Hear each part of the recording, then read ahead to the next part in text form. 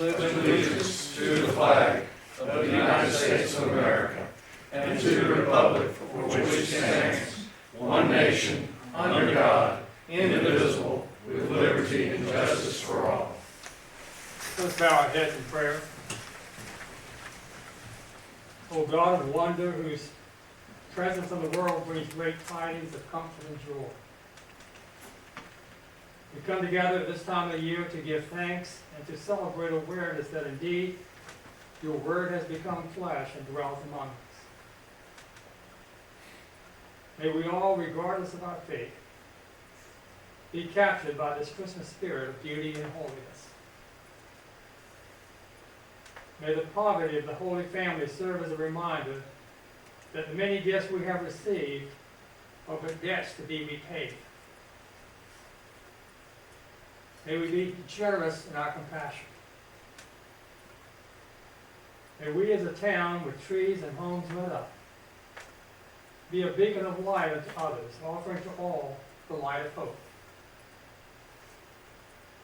May we as a council continue to value and respect those we serve, grateful for the gift of leadership that has been bestowed upon us. May we as individuals find ways to bless one another with our kindness. And bring us all together in the wonder of your love and grant us your guiding star for our many journeys ahead. Amen. Amen. Thank you, Councilman. The next item on our list is to approval of minutes for the special meeting on November the 28th, our closed session minutes for November the 28th, and our regular meeting on November the 8th. I'll entertain a motion to. Unless anybody sees any different, I approve. Could we ever put these on a consent? We used to put them on a consent agenda. Yeah, they used to. Yeah. Remember that, Al? Yeah. Yeah. I wish we could start doing that again. Okay, we have a motion and a second. Any further discussion? Hearing none, all those in favor of the motion, please signify by saying aye. Aye. Opposed? Okay. And the next is we have a public hearing for case MSUP 22-03. And Dwayne, I believe you will take that. They want to give a presentation first? Thank you.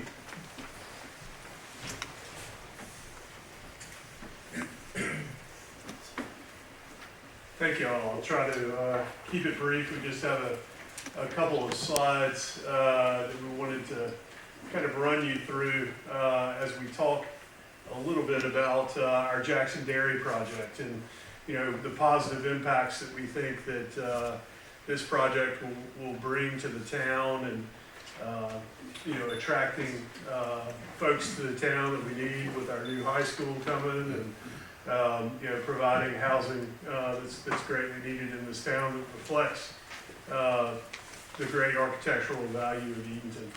If we can advance the slide, please.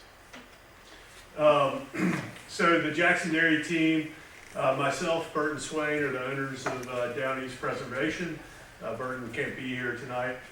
We've got Gary Higginbotham who will, with Kim Hamby, go through the site plan, kind of tell you what we've come up with in this really unique neighborhood environment that we've created.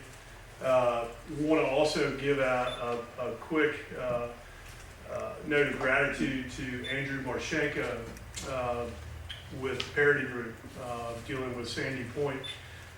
He kind of took something that we were starting to work on in the beginning of this process and turned it into something that was much more special that we're about to talk with you about. And he gave his time incredibly generously, and I think he's a great partner for Edenton in general, not only for us. And then Roland, who's also not here, but has kind of helped guide us through this process as we get closer to hopefully breaking ground and providing a world-class community here in the town limits. Next slide, please.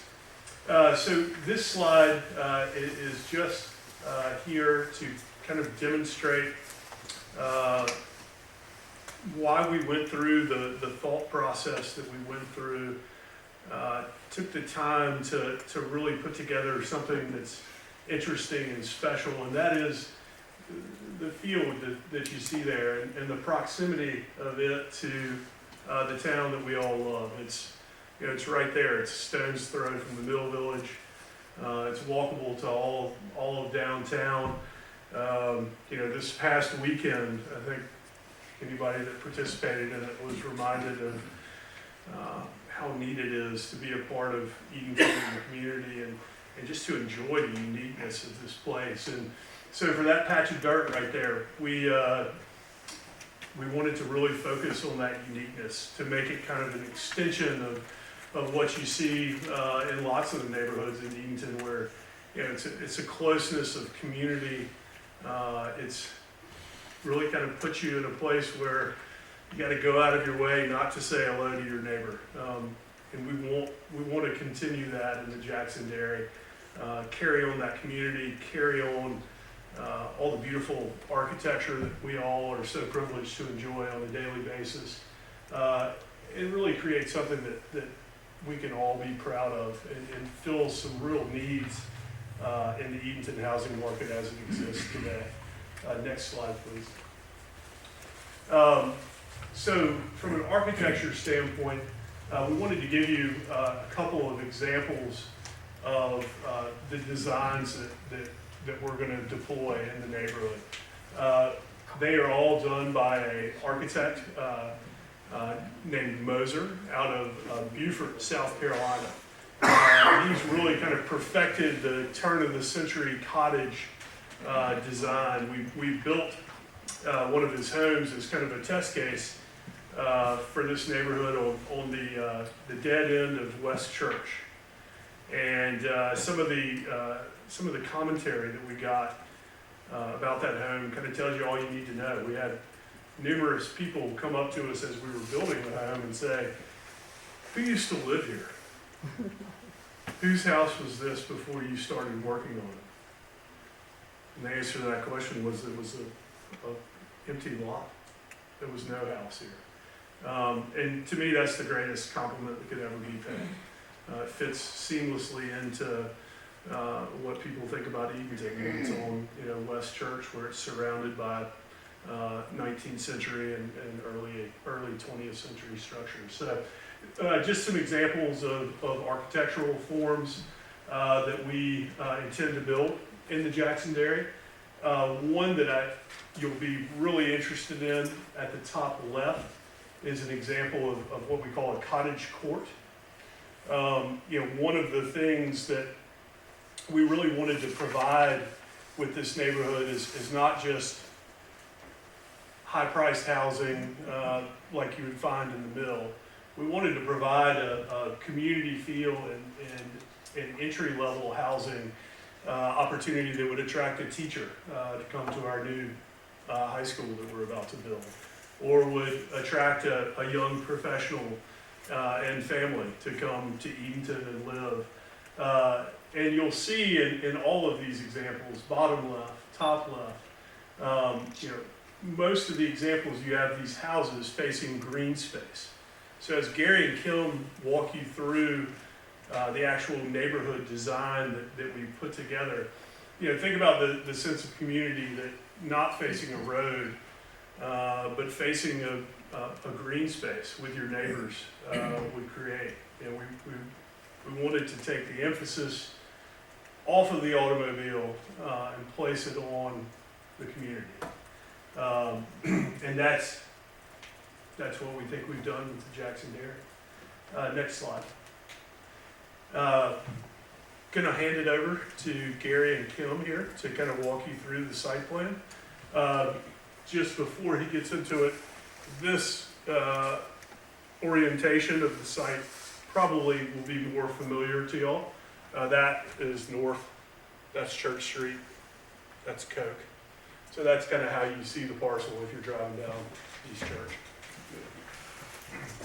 Thank you, Dawson.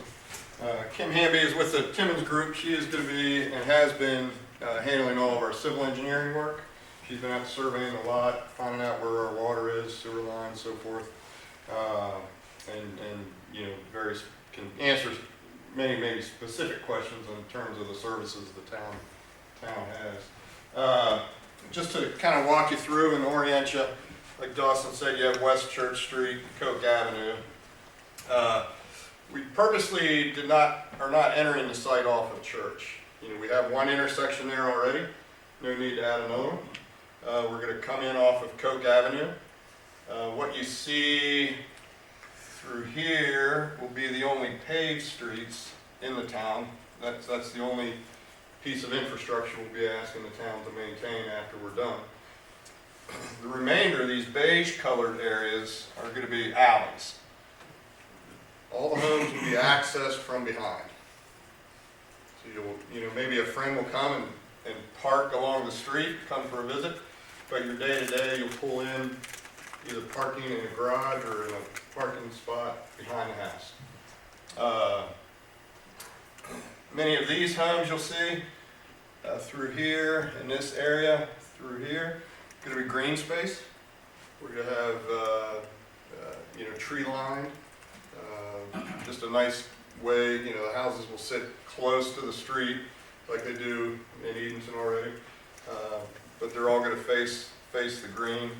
We'll have some overflow parking through here, so if you have a dinner party, you know, and you don't have parking in front of your house, you know, people can park here, walk a couple houses down and visit. This area through here is the cottage court that Dawson spoke of. And those are going to be smaller homes, 800 to 1,000 square feet, 2-bedroom, 1 bath. You know, something that a young couple or a single mom or, you know, someone starting out will be able to afford and purchase. The red house, this structure is the existing farmhouse. It's going to stay as is. We're going to restore it. It may act as a sales center initially, but it'll become just one more house in the neighborhood when it's all said and done. You'll see 2 red dots here. They represent, as we obtained the property and started clearing the brush, we found 2 silos that have been there since it was a working dairy. We're going to keep those. We're going to kind of highlight that, kind of be a symbol of the neighborhood. Maybe apply some signage to it, that kind of thing. But we intend to keep those, you know, really pay homage back to its history. You know, that it was a working dairy. The name is going to remain the Jackson Dairy. And, you know, we want that to be part of the neighborhood, the identity of the neighborhood. Kim, I'd like you maybe to speak to some of the water and sewer services and so forth. Yeah. We have already had some preliminary meetings with the technical review staff, Public Works Department. We have found that we've got very adequate water pressure, with water being available all the way around the site. We can do a cross connection to help ensure that pressure is maintained. We have sewer available on both Coke Avenue, and actually it runs just outside of the pavement on our side of Church Street, so it's for an easy sewer connection. Depth is all adequate, so that will work out. Stormwater for this project, we really are planning to use some more innovative green ideas. I know everybody's seen all the wet detention ponds, which tend to be the most simple, easiest form of stormwater treatment we can do around here, because we do tend to have clay soils and high water tables. However, we've had some soil testing done out here that indicates that it's going to be very permeable, sandy soil, and we've got quite a distance to the water table. So we're hoping to use disconnected rooftops and infiltration, some bioretention, so that we don't have to come out here and just dig another big wet pond. There's going to be some allowances for that between the lot lines, between the houses, as well as like where you can see the trees along the parking, along the road. We can actually create small bioretention cells that the curb and gutter will drain into to help filter the water, stormwater that way. Unless there's any other, I can take questions, or we can Will, emergency vehicles be able to maneuver around the streets? With the street, yes, and we've had some concern about the alleys, and this is really just a simple concept. We will use truck turning templates to make sure that we can get vehicles around all of the corners. And we did talk with, fire and electric about how to run those the utilities for access. Will there be streetlights in there? We'll be street lit, according to plan, you know, the Edenton requirements, along with street trees. So yeah, we're gonna wanna keep it a well-lit neighborhood. Just to talk a little bit more about the emergency vehicles, this area right here, you know, we can fight a fire from the back, but we're also gonna leave this open in the event, you know, that we would have a problem there. You know, a fire truck could pull through the green and, you know, fight the fire from that side. Trash trucks will be okay? Trash trucks around the Trash trucks, cottage court be okay? yeah, I think and what you see, you know, you see some right angles, and that's not really gonna be how that is. We'll round these, we'll put curves in, you know, a trash truck could back down, you know, load up and pull back out. I don't think there's gonna be any issue in that regard. How do you access that back alley from the roads that are within the subdivision? So we got we access it here, and we also have, we'll be able to pull through this parking area. So, you know, in two places really that we can access. With this plan, I see that you got 2 areas reserved for future development, but as planned there, how many homes are there? Right now we have 29 home sites and 8 cottage courts. The future development we're kind of holding that in reserve. If we find the cottage court's a big hit, we want to do that. We might want to do more of that. If not, maybe we do, you know, more single family. We just kind of got to see how that plays out. The price range of the cottage court homes We're hoping to keep it affordable, 200 and less. and the other homes would be? Target 400 And less.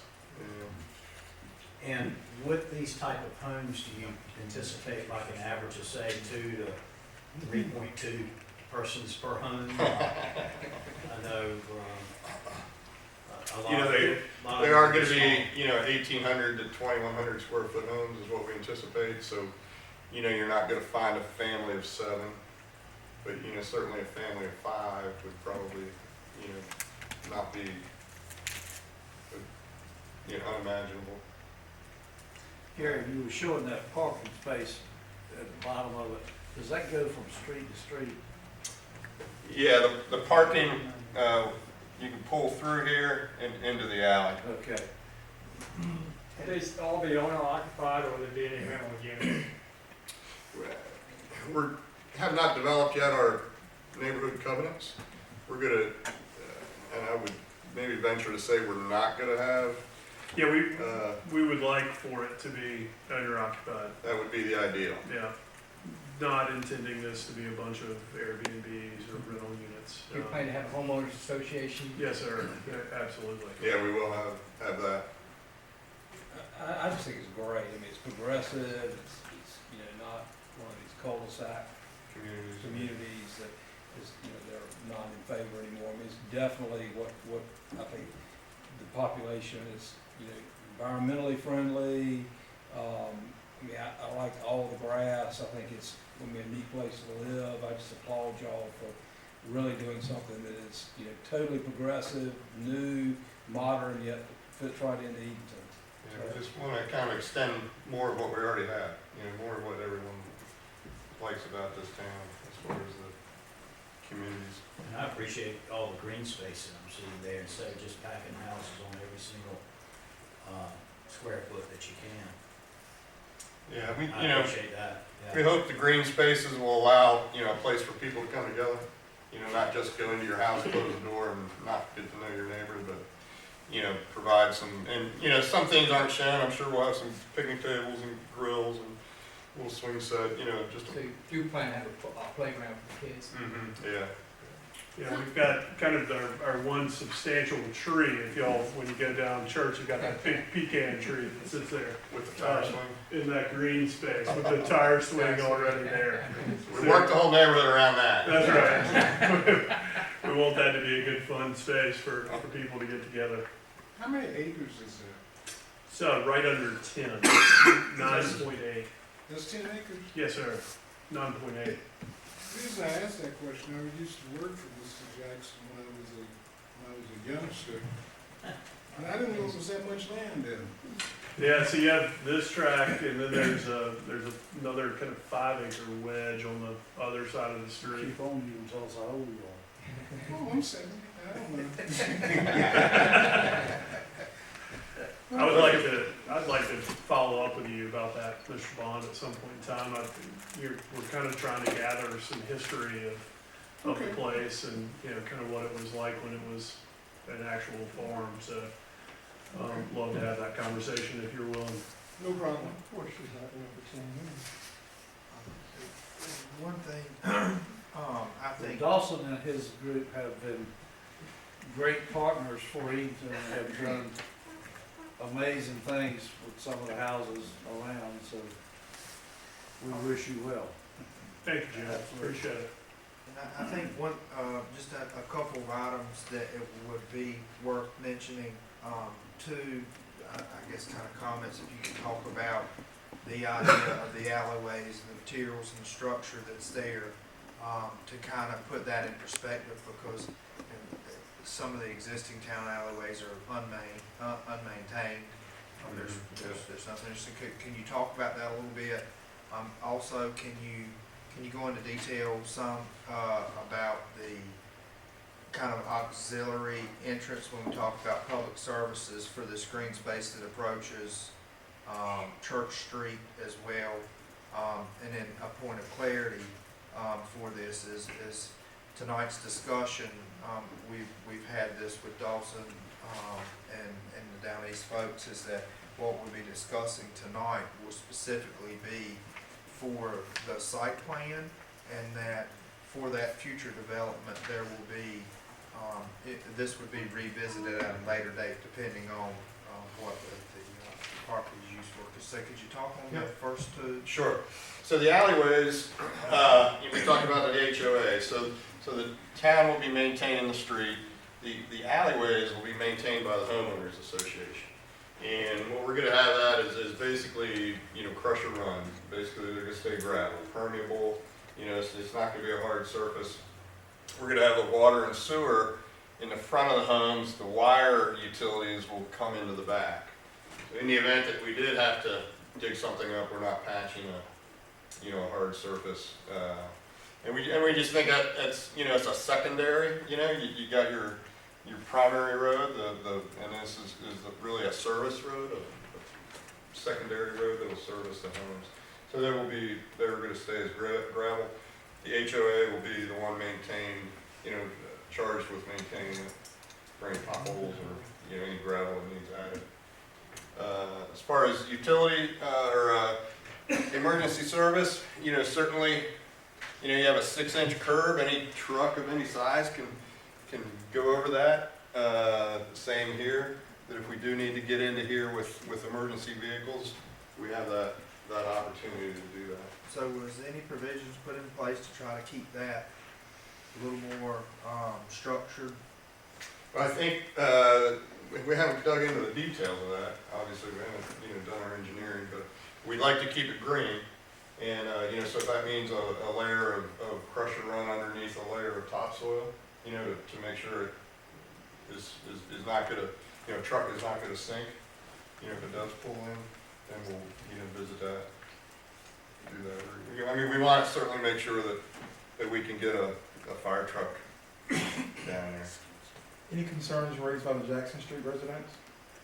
Not to our knowledge. We had a public hearing. It was advertised. We had a session like this. It was on a Sunday evening, maybe. I don't even remember one evening we did it down at the hearing room. But no major concerns? Yeah, major concern. Yeah, and one other feature of this that we really haven't gotten into, but this little green strip that runs the whole length of the property there is an abandoned rail line. So we can't, even though it's part of that 10 acres, Mr. Bond, you were talking about, we can't deed it over to the people that are buying the lots. And it's heavily wooded, so there's actually a really nice, break between what we have going on there and the existing houses on Jackson. I'm sure you got the stage. Awesome. Where do you plan to begin? What's your first stage? Yes, sir. So, what is really, really important to us, obviously, is that this is a success.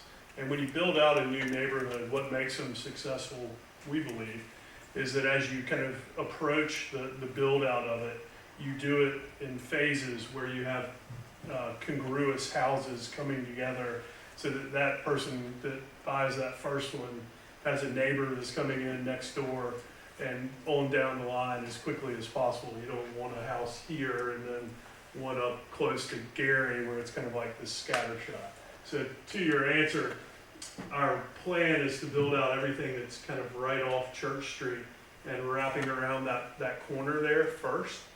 Our goal is to build about 12 houses a year and have all of this 100% complete by year 3. And groundbreaking starting when exactly? Well, if you'll give us an approval tonight.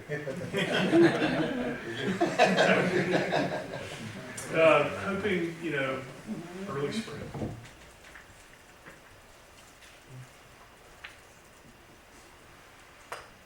Okay, any more questions of Gary or Dalton? Okay, all right, thank you, guys. All right, at this time, we'll open up the public hearings. If anybody has anything they would like to say. Go ahead, Dwayne. Staff report just real quick, Yeah, on this sure. property. I'm sorry. Major special use permit, 2203 for the major subdivision. The existing land use, is currently vacant with only one, what's that? Can you hear me? Cut the lights off. Oh, I'm sorry. All right, one vacant existing home that's currently being remodeled. It's currently zoned R20, and that's the second step in this, would be the next rezoning of this property. As for the 2018 Edenton Chowan land use, denotes the following town of Edenton land use and development concerns. It identified and encouraged population growth, promote economic development, provide recreation and open space, and foster housing choices.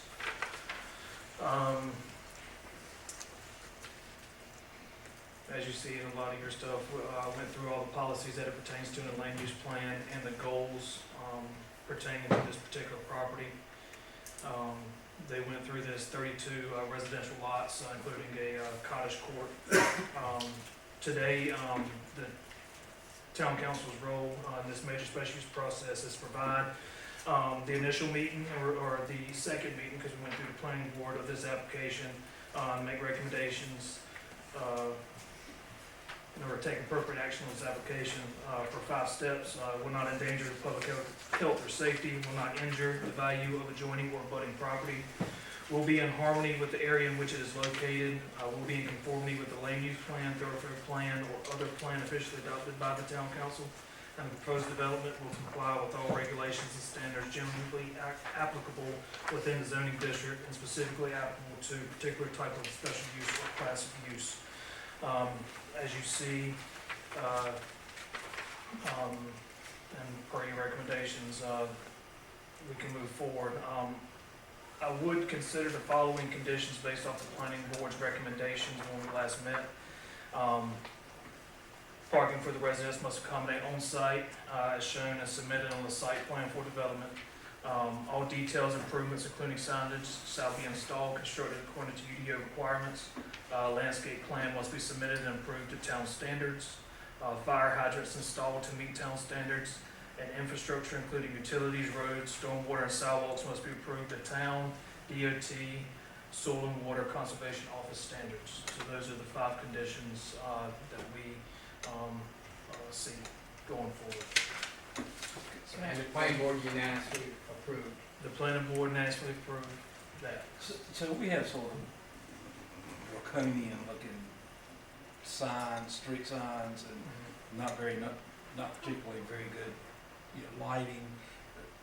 Are y'all gonna do something more innovative or, you know, hopefully? Well, we like with the lighting, we want it, you know, to fit the period. You know, we want it to fit and the signage, you know, we'll do the same, provided it is within still meets the town. But you can come back and request a variance or something, if you need to do something better than the town. Sure, And sure. hopefully the town will then adopt the new standards, something like Hilton Head or something like that. I mean, Mill Village has different signs, you know, they have different streets, they have the old ones, like we used to have, you know. Dwayne, is there any recommendation as it relates to those two areas designated for future development? Yes, the future development will come back in front of the planning board and also the town council, just like we did in this process. That was another condition that was placed on it also. That's good. So, one thing also to add here, when we talk about this major special use permit, at this time, we will continue to work with the Down East folks for the technical review, and that will be for the 5 items that we're talking about here for the infrastructure. We can iron out all the details as far as utility needs, the engineering plans, the roads, the stormwater, the landscaping plans. So we've had some very preliminary conversations, but that would be something that, if approved, that we will continue to work forward with this group on. So I think we as a group still have a lot to do.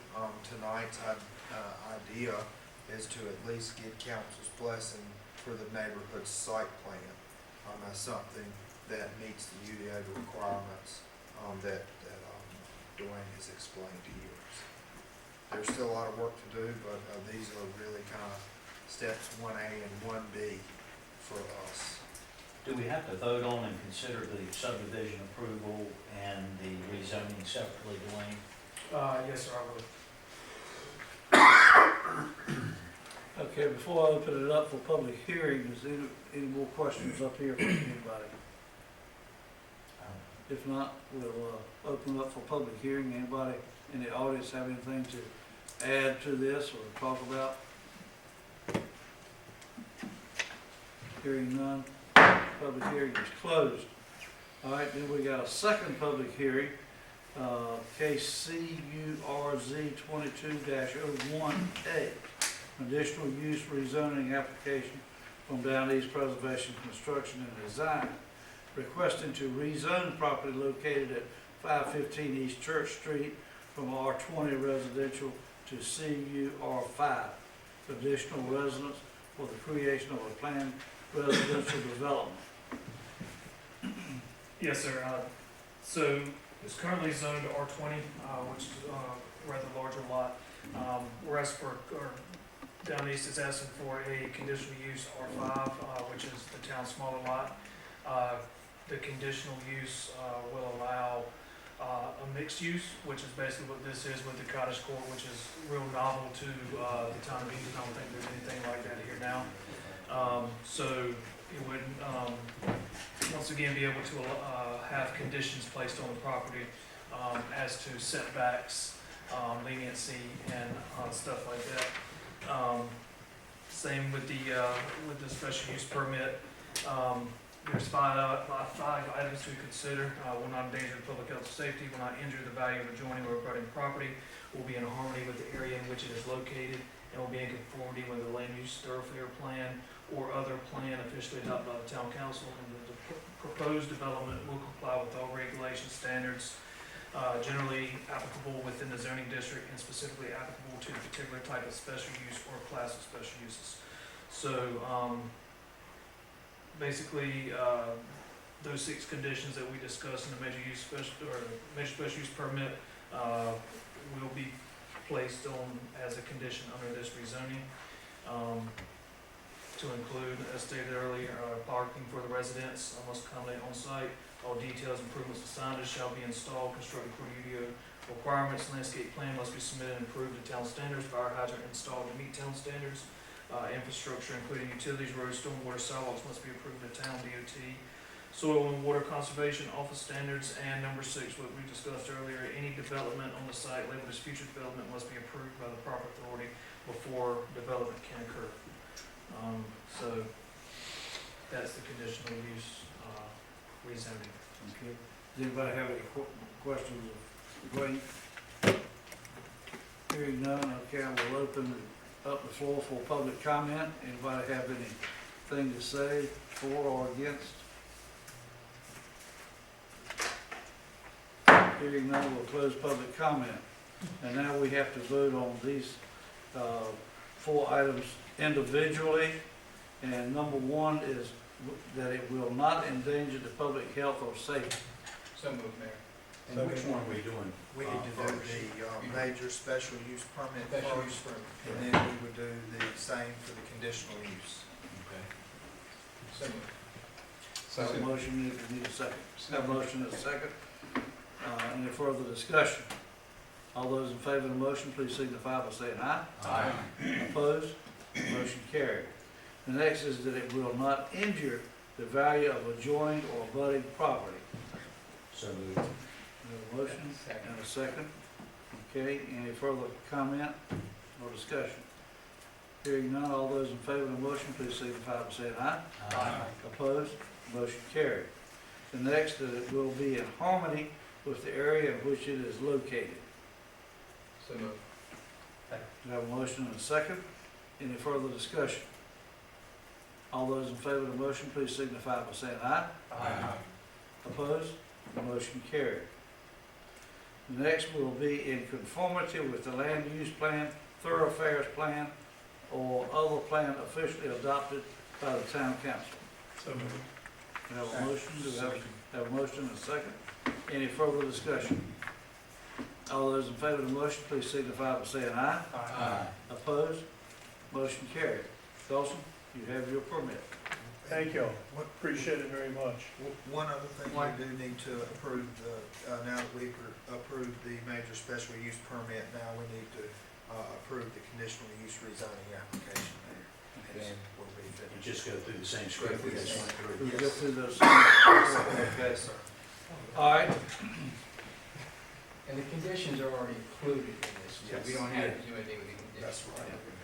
That will not endanger the public health or safety. So moved. Second. Have a motion and a second. Any further discussion? All those in favor of the motion, please signify by saying aye. Aye. Opposed? Motion carried. That it will not injure the value of adjoining or abutting property. Second. Have a motion and a second. Any further discussion? All those in favor of the motion, please signify by saying aye. Aye. Opposed? Will be in harmony with the area in which it is located. So moved. Second. Have a motion and a second. Any further discussion? All those in favor of the motion, please signify by saying aye. Aye. Opposed? Motion carried. That it will be in conformity with the land use plan, thoroughfare plan, or other plan officially adopted by the town council. So moved. I have a motion and a second. Any further discussion? All those in favor of the motion, please signify by saying aye. Aye. Opposed? Motion carried. Thank you. Dawson. Excellent. Thank you all. Thank you for bringing this. For all that you Thank do for the town of Eden, we Thank you. certainly appreciate it. Thank you. Appreciate it, fellas. You're welcome to stay, but you don't have to. Getting this out of your way.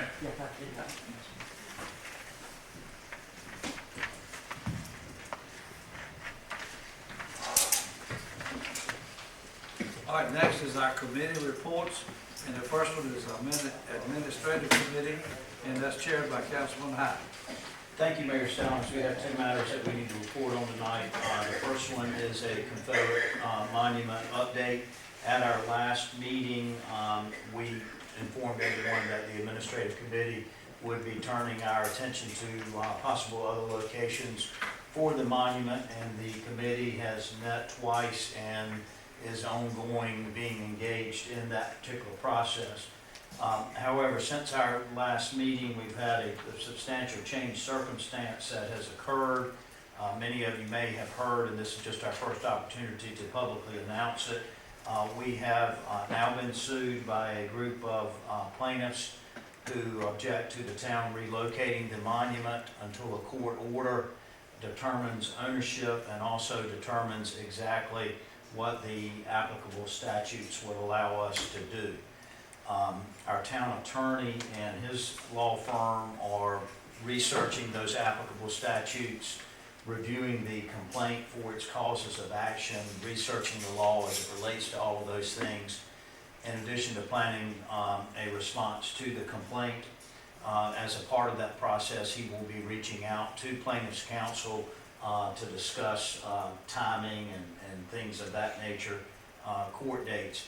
Until our attorney has been able to do things, and until he has a better handle on the situation and can update us, he has advised us to pause all discussions that we have, at least publicly, on what our options are. I want to reiterate to the public that that does not prevent us from continuing to work on it, and the committee and the council as a whole will continue to work on it. But at this time, since we do have pending litigation, we are acting upon advice of our counsel to do just that, to just hit the pause button and kind of see where we are. One thing that I did want to insert as more of a personal observation than anything else, once we were served with the suit, it took me a couple of days really to sort through it. And I think if we look at this in the right way, it can be an opportunity as opposed to an obstacle. And the reason I say that is, as an attorney myself, litigation brings direction and brings clarity.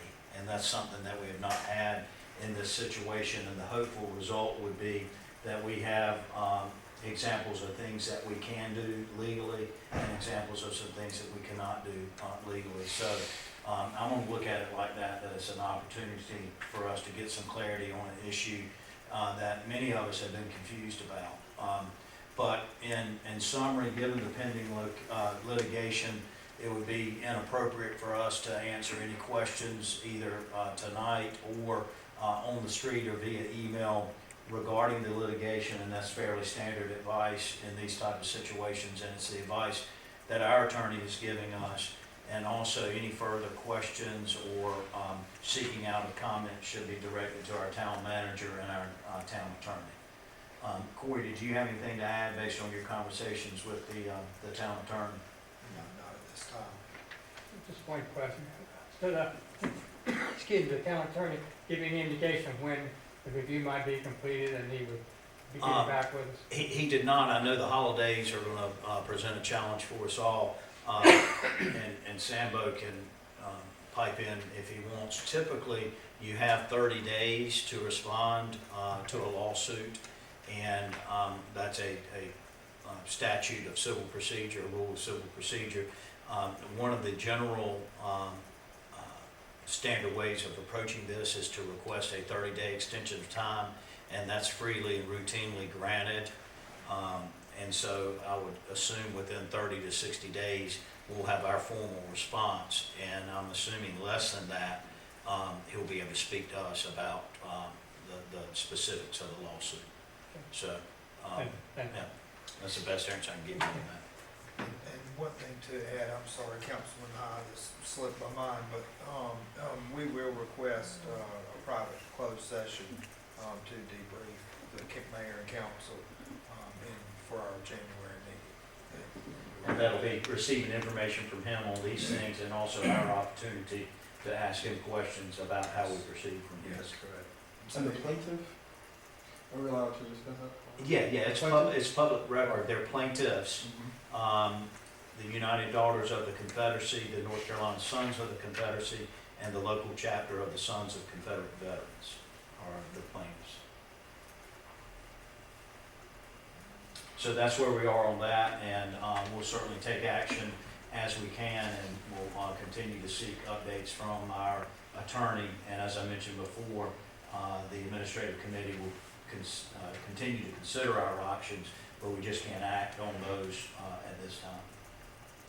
The second committee report that we have tonight is an update on the Human Relations Commission, And I think Corey's got some things that he can report to us. I understand that we're now had a full commission with the replacements that have taken place since the last time we heard an update on this. And also there have been some revisions to the bylaws that have been approved. And Corey, if you can provide us whatever detail you can on that, we would appreciate it. Thank you, Councilman High. So just to provide the council with an overall update, we did meet within the last 2 weeks.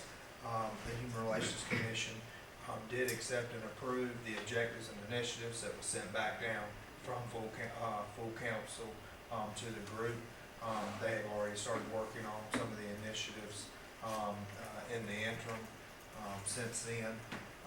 They did fill the vacancy with one of the alternate positions that was created by someone actually moving from the area. So we are now fully, the board is fully committed. They did approve the bylaws that council approved and sent back down. So those have been adopted by the commission. And the only vacancy that we have now, and under guidance of Councilman Bond and full council, we are going to approach the original applicants that were submitted to work towards filling the alternate vacancy that we have now from filling the board vacancy from the alternate that we had available. So we will reach out to those original applicants before we consider any new to see if they're still interested. I think I have about 8 people that are left to give a call to see if they're still interested as coming on in an alternate role for that board. Of the 10 board members and 2 alternates, is that? That's correct. Yes. So that's the most recent update from the group. They're already working on some of the initiatives that council sent back. We've had 2 presentations from different groups for updates. And hopefully, I would say, in the early spring, we should be able to provide some additional updates on the Human Relations Committee itself. So your question was there 10? 10? No, it's 12. And 2, 12 two alternates. 12 and 2 alternates. Right. 12 and 2 alternates. And right now, we're missing one One alternate alternate. at this point. No, it's, And that doesn't affect the group from being able no, to, no, it's full staff. yeah, it's fully staffed. Mayor, that completes our reports, and there's no Okay. action necessary. I appreciate Thank you, it. sir. Thank The you. next is our Finance Committee, and that's chaired by Councilman Dixon. So we got one thing, the meter reader truck replacement budget amendment. Troy, you have any extra? So they've been working hard with that.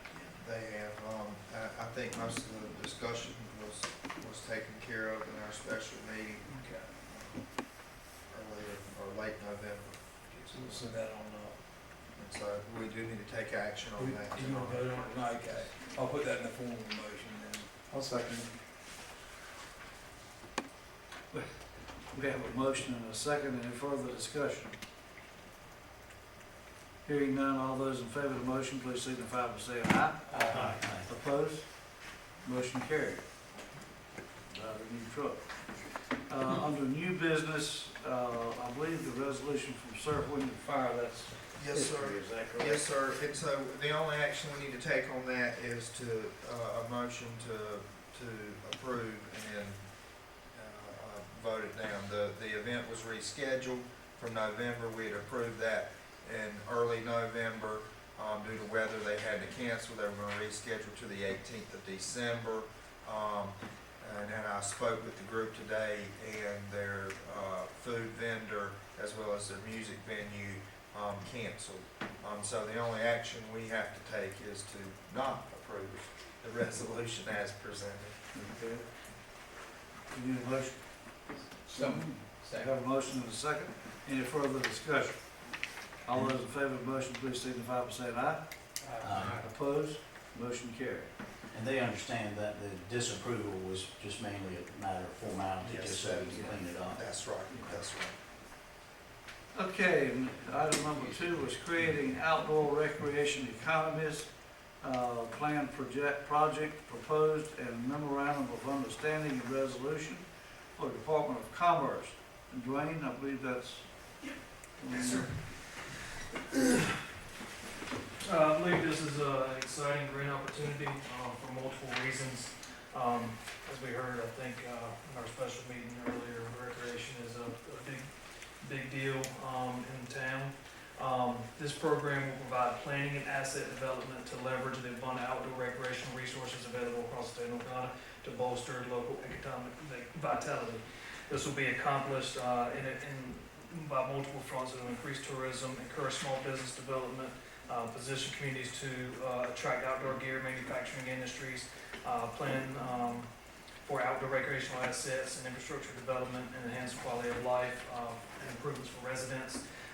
With outdoor recreation, it centers around, and I had some question about this in the beginning, centered around camping, fishing, hunting, motorcycling, off-roading, snow sports, trail sports, water sports, wheel sports, and wildlife viewing. So basically, we're in the very preliminary stages right now. I've had one meeting with Lee Patrick, who is like the Northeastern representative for this program. And hopefully they want to get started in January 2023 in asset mapping, action planning, and then review and adoption hopefully be completed by May of 2023. I believe this is going to help us, or the town itself. They were very excited. They chose us for a full program. I don't think anywhere else in Northeast North Carolina is going to be participating in this program to the extent we are.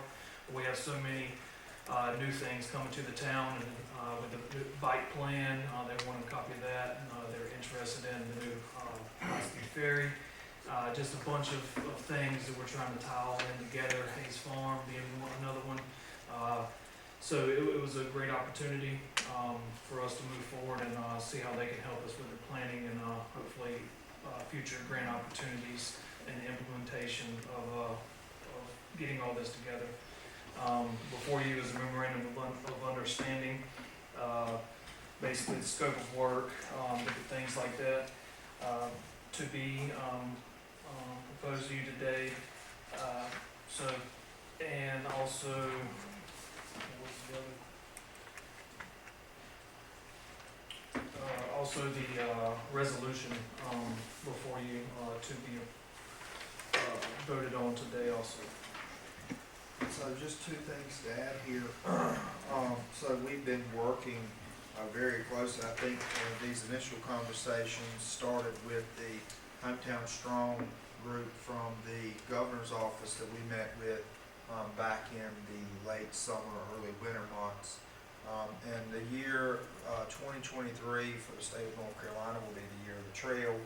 And I think that Edenton will be really a flagship for this program, and it will be something that will be used statewide as North Carolina enters into the 2023 year of the trail. Two things to note here. As presented, the memorandum of understanding we'll need to approve as presented.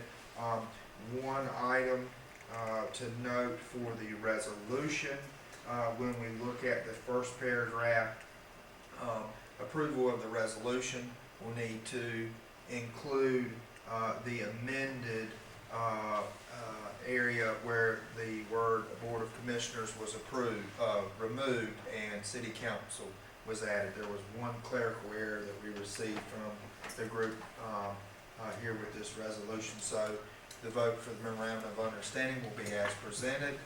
The vote for the resolution will be with the one revision where Board of Commissioners is removed and City Council is added. So just kind of a technical detail there for the minutes. Do we need to vote on them separately if everybody agrees? It is an action. Yes. Vote. Yes, they would need to be. Does anybody have any further questions of Dwayne Just or one question. Corey? This is to use the beauty of our community to attract more tourists in for recreational purposes. I think looking at that in the midst of looking at the Uptown hearing that we had last week, where the focus was on recreation, but for residents. I would hope that somewhere in the midst of this consulting coming in and work with, if we can tie the tourist recreation in with the local needs and come out both winning, rather than just focusing on the tourists. There will be a local board formed of citizens and to basically guide and steer what the town wants and needs. A diverse group is what I'm hoping. But on to that point, I also forgot to mention funding for this, and I wanted to make sure y'all knew this, that the program will provide its core project services, including program staff, labor, materials, and travel costs, as well as project work. Products produced by the program at no cost to the towns. There is zero cost to the town for this. So this is made possible by a state tourism grant from the U.S. Economic Development Administration. So this will be. And although we would be marketing it to tourists, when I look at the activities, there's certainly activities that tourists and locals engage in. So I mean, wouldn't there be any prohibition against locals enjoying those trails or those activities? So I agree with what you're saying. But Yeah, and I think if you're out in the morning early, you'll see tons of local people you know going on these trails and things. I mean, I think that Any further questions or comments to either Dwayne or Corey? If not, it is an action. We have to vote to approve or not approve. I would move that we approve the memorandum of agreement of understanding as presented. Second. We have a motion and a second. Any further discussion? Hearing none, all those in favor of the motion, please signify by saying aye. Aye. Opposed? Motion carried. Okay, the next is Edenton CDBG-MR. Huh? I thought we just did. Okay. We need a motion to approve the resolution. So moved. Second. Have a motion and a second. Any further discussion? All those in favor of the motion, please signify by saying aye. Aye. Opposed? Motion carried. You good? Okay. All right, now, for the insight planning, and Dwayne, that's you as well. Yes, sir. So just to update on the $750,000 CDBG grant that the town received. The town is still waiting on release of funds. There's been a holdup in the process, I believe, with, I'm not sure what State Department is holding it up, but they're waiting on some type of report. So in the meantime, while we're waiting on release of funds, they sent out an RFP for legal services. And Chris Hilberth, seen in your packet, is basically from Insight, is administering the grant. So he rated Pritchett and Birch, and also BA Folk Legal Services, and Pritchett and Burke. He is recommending, based on proposals submitted during the second round of request for proposals. The contract will consist of completing preliminary title opinions, loan closings, and general legal advice during the length of the project. So this is one step forward while we're waiting on release of funds from the city. Okay, so Richard and Birch is going to be the one that's been handling this, so we need a motion to approve. Second. A motion and a second. Any further discussion? All those in favor of the motion, please signify by saying aye. Aye. Opposed? Motion carried. And the next is the RFP update for Phase 2 AIA project and Phase 3 WTP project. And Corey, that's you. Thank you, Mayor. So on November 8th of 2022, council approved the two RFPs. The first being for the well expansion and raw water tank interconnect project, more commonly known as the water treatment plant Phase 3 renovation. And then also the second RFP was approved at that same meeting for the water distribution asset inventory assessment AIA or Phase 2 project. The RFP was published on both RFPs were published on the town's website, as well as the legal posting for the Chowan Herald. At this time, we have met all the legal requirements that guide how the town can approve any engineering services as we go forward. Those legal ads were included in the agenda packet. At this time, what I'm asking is some guidance from council, and I actually have one recommendation. We actually only received one engineering service pack. So there was no scoring needed. We have Are you met. familiar with this? We are. I'm very familiar with the group. So the two engineering services qualifications packets that we received were from Stroud & Son Engineering. They have been the engineering firm that we've worked with on phase 1, which was the water treatment plant renovation, as well as the existing phase 2 project, which was the ground storage tank and the well rehab. They were the only engineering firm that we received anything from. Knowing their familiarity with the project, I do recommend that we don't extend the RFP time period.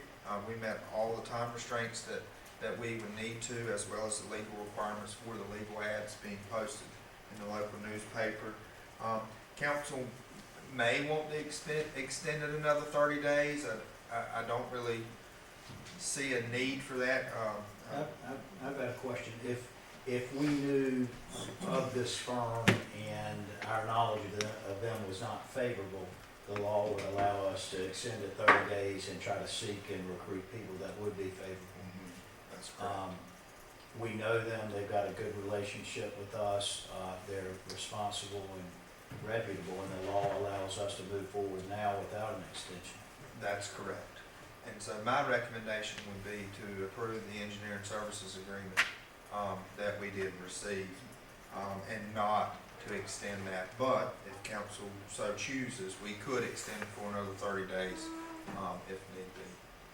I move we do not extend it, and stick with Stroud. I'll second it. We have a motion and a second. Any further discussion? If not, all those in favor of the motion, please signify by saying aye. Aye. Opposed? Motion carried. And that ends our committee reports. And the next is items considered timely important. Does anybody up here have anything that they want to bring before you? Just a quick thing, Mayor. I want to address, I guess, Corey or Dwayne. Do we have any plans set aside now to look at addressing and enhancing the parks and playgrounds throughout town? There were some initial cost estimates that were put together for our neighborhood parks back in the spring. I think we're going to revisit those, make sure that those are up to date. One of the things that we have determined from our December 6th meeting that we had with the general public is that it may be beneficial for us to have some meetings in January in smaller venues out within the wards. And so I think when we do that, we'll start seeing specific recommendations that may be separate from what we originally had thought. And so I would like to set up those meeting dates and share those with council as well as the public for January, and us have a second round within each ward. Once we complete that, I think we'll have a better idea of what each neighborhood park would like to see. And if there's something that we missed, that would be brought to our attention, and we call set out and move forward with a plan of action. So we're looking at an individual basis. Yes. And I think that, go ahead. Maybe forming a committee or like an advisory board would be beneficial. Making sure that we have maybe like 2 representatives from each ward to represent and kind of speak for the neighborhood. That might be good. And I think one thing that's, the part of it we don't really know yet, I mean, we're hopefully gonna close Hayes soon, and that's 194 acre park, basically. So we've got, all of a sudden, we have this huge opportunity for parks and recreation over there. I just wanna put this out there, we're not building anything over there, but I've had you know, we've had 15 requests to start building stuff, but, you know, it's gotta stay open space as per the money that is creating it. But, you know, it's gonna be available for walk-in, health, swimming, all those amenities that we've been looking for in this community for so long, that are gonna be open to everybody, and I think we just have to, we can't rush that. We've gotta figure that out with some deliberate thought, where everybody feels welcome to go use it. And knowing that, going through the month of January, if we need to work towards having folks from each ward to kind of, to kind of meet with us and be the voice of some of the folks in the public, that they can do that, that'd be something that we can definitely consider. And I think we'll have a better idea of meeting dates and how we want to approach the general public in smaller increments, for our first January meeting. That'd be something that we can, take care of as part of a special meeting. Correct. I think we set up a town hall meeting, which I think was very successful in terms of the turnout and the ideas. We also said that groups could submit written proposals by the end of the month. I just want to make sure if Jason or somebody can get that word out, that we're still accepting written proposals for ideas on how best to move forward with some of the dreams and possibilities that we'd like to see. And those funds have to be allocated by when? What was that? 2024. The ARPA funds, when they have to be allocated by, you said 2024? If not late 23, early 24, I want to say it's either Q4 of 23 or Q1 of 24. So we got some time. We do have some time. Mayor, I had two things. One, at the Recreation Advisory Committee meeting this morning, we were talking about one specific proposed project that will touch upon two things that we have emphasized. One would be recreation, and also another would be investment in North Edenton.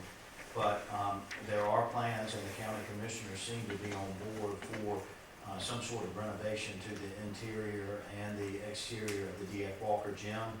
So the exterior would be matching up with the improvements that were made to the section of D.F. Walker where the Boys and Girls Club is now located. And so that would give a better look, a better streetscape look for the residents out there, and make it look nicer and improve the appearance of the neighborhood. And it also would encourage more use of the gym, and I think the more people we attract to that area is attractive to North Edenton, and could also be viewed as an investment in North Edenton when we start seeing the exterior improvements. So that's out there, and I was excited to hear that. The other thing I'd like to comment on is West Water Street, which runs right here from Granville to, from Broad Street to Granville. As you're traveling west, we have those no parking signs to protect the Heralds and the Learys from parking there. I did notice this weekend, I know it was a big event weekend, but when you are traveling east on West Water Street, we don't have those no parking signs on that side. And technically, you're not supposed to park on that street facing that way anyway. You're supposed to be parking on the right side.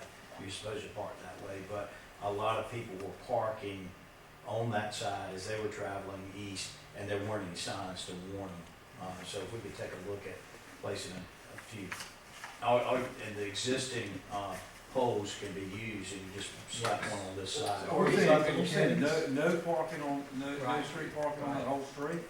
No, just where it begins, on the other side of, the venue. On the other side of Herringbone, it's already no parking. Where the sidewalk crosses from the venue. Yeah. And the other side is still gonna be available for parking if we. When you say the other side, you're talking about the brick sidewalk side? Yeah. So from where the Go sidewalk, take a look at it. where the sidewalk crosses on They had cones out there. Yes, West we can. Water Street, from there to the curve on Granville is no parking along that interior. The only time parking is allowed is when we close, Granville and Oakham and one way down Broad, similar to how we've done for like Cycle NC. But for daily parking, there is no parking that is laid out there, in front of those two residential properties, there on West Warren. But from that sidewalk section back to Broad Street, there is parking available there in front of the Arts Council, in front of, the old realtor's office, in front of the library, you know, it's Is just, there any thought, I mean, why not have it on that side? You look, talking about on that side of the street, it's on my street, it's on your street, I'm just curious why. the problem is when you come around the curve on Granville. Stages. So there's setbacks for that curve that we have to stay away from, so when you're coming down South Granville, I'm not talking about on that side, I'm talking about when you're going, you know, you're going, anyway, I obviously, I don't understand what you're talking about, so I'll go ahead and look at it.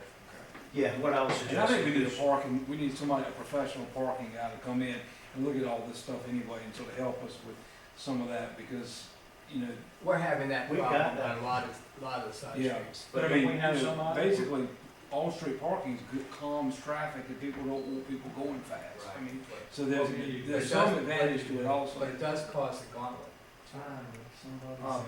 don't we have aren't we trying to hire somebody to come do Yes. that? and so we have had some preliminary inventory, by our public works department to get some initial counts. We have spoken with two different consultants that we are working with on trying to help us with some type of master parking plan. And what I was suggesting, Sambo, was just signage to the existing Yeah, rules yeah. that we have. I wasn't Yeah. suggesting Well, that I'm not we saying it's not a good idea, I'm just restrict saying, it further. I didn't quite get it, what you're Yeah. talking about. I gotta walk it. Yeah. Okay, does anyone else up here have anything to bring before the council? Yeah, Corey, where do we stand with lighting at Griffith Park? I know there's been a couple of events, there's one coming this Saturday, and I know we talked about putting up some additional lighting, especially with it getting dark so soon. Where do we stand with I'll that? have to give you an update. I know that the electric department has ordered whatever lights that have the timers so that we should be mindful of them going off at a certain time rather than what our typical, street lights do. And there were special order, style light that we have to have. I need to touch base with Bud and find out if they got them yet and when their plans are to install. But it is getting darker earlier, so it's definitely time to go ahead and get those up. But we do want those to go out when the parks are closed Right. and not keep that area lit up. Right, and maybe some additional lighting for the park on MLK, especially by the basketball court. With all the trees, it gets really, really dark, and kids are having a hard time with them. Because like the ball rolls out or whatever, over there in that bush area. And those are definitely some of the things I think that we need to consider long-term when we talk about the recreation improvements in those neighborhood parks. Is the lighting, that should be a big scope of that work. And Corey, now that Aaron had mentioned that, I mentioned this to Robert Leith at the Barker House, and he was receptive to it. They have on the back side of the Barker House, as it overlooks the water, they have had some vandalism problems. And as everybody leaves tonight, if you look at the cupola house and see how well lit that is and how good that looks at night, I asked him if they ever considered some sort of lighting on the back side and the front side of the Barker House. And he indicated that it might help them with the vandalism problem, and also that would give people just one more picture to take when they come to Edenton, a nighttime picture of the back side of the Barker House. Aesthetics. But what I would envision is something that looks like the cupola house. That's really, really pretty. Yeah. It's lit up at night.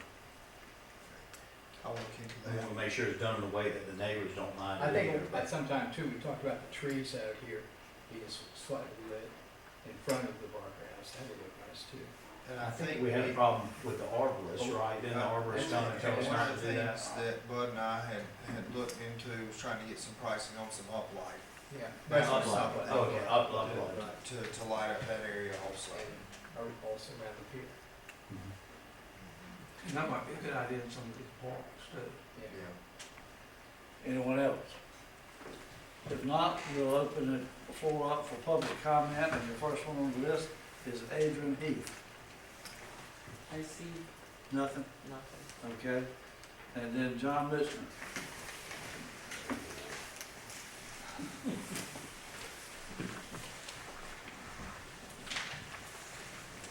Good evening.